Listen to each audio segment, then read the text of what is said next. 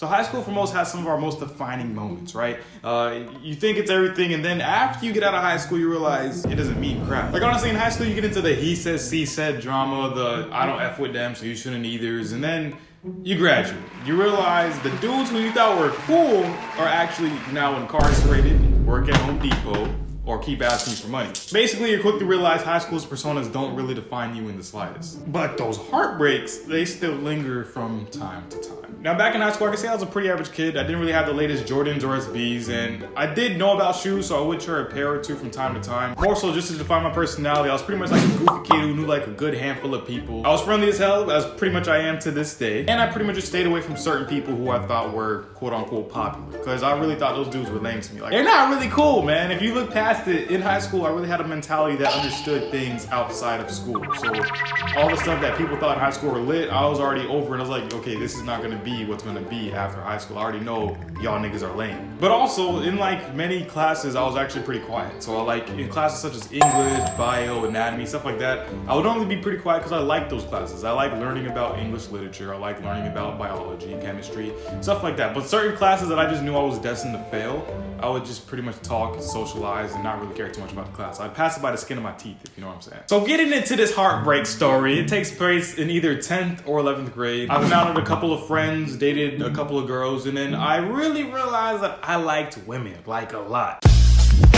I don't really remember how many electives I had in 10th or 11th grade, but I can definitely say my stagecraft class I had for both of those years really made my high school time enjoyable. It was actually one of my favorite classes. And for those of you who can't really discern what stagecraft is simply from the name, it's pretty much the class that built the sets for the school plays. So you would be able to play with all, or not really play with, but you'd be able to use all the dangerous tools like circular saws, power drills, nail guns, even welding machines, stuff like that. So all the things that was really dangerous, it allowed you to use in that class. But I guess I ultimately enjoyed it because it normally taught me like a sense of trust. Like some trust that you can actually fall back on. Trust that you would pretty much need for any relationship. So as I said, I was in 10th grade, and you know, the girl I met in that class was my cup of tea, you know what I'm saying? She was tall, tan, you know, a little bit shorter than me, but at a good height. She you know, she was nice, curvy, looked good, you know what I'm saying? And I really connected with her. I adored her. I thought she was great.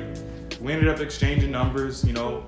I'm pretty sure that was through Facebook at the time. We changed numbers, flirted here and there. And we got to the point where we ultimately wanted to be exclusive. We wanted to low-key tie the knot. Now, just to be 100% completely honest, I can't remember if we actually tied the knot, mainly because my memory low-key sucks. But I know we had to be darn near close because we would show and express our love for one another in front of people, you know what I'm saying? We'd be kissing here and there, you know, just a little bit something, holding some hands, you know. We liked each other. We connected like salt and pepper on a hard-boiled egg. Now, as I said, we were almost exclusive. And the reason why I didn't think we were actually exclusive was because Patrice, we'll call her Patrice, she had leftover baggage. And by baggage, I mean an ex. An ex she recently broke up with. And he wasn't really the ex that was like, oh, screw you, it's over, I'm about to go do my life. He was the ex that was like, screw you, but baby, I love you. I really want you to come back in my life, and I think we could actually be together, and like, you know, we cool, but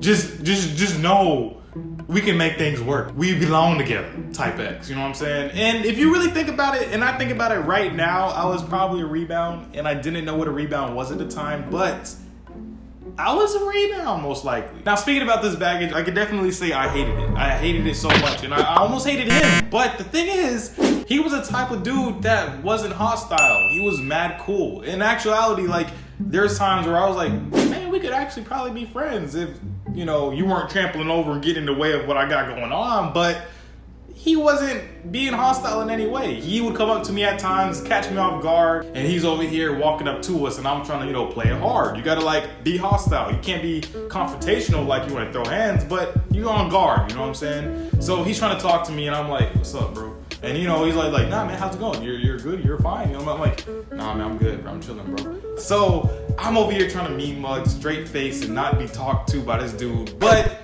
like I said as well in the beginning of the video, I'm a friendly dude. So I would end up having a conversation with this guy. And it happened so often that I ended up kind of getting used to him, being around. I'm thinking, I guess he's cool and understanding that, you know, she's moved on.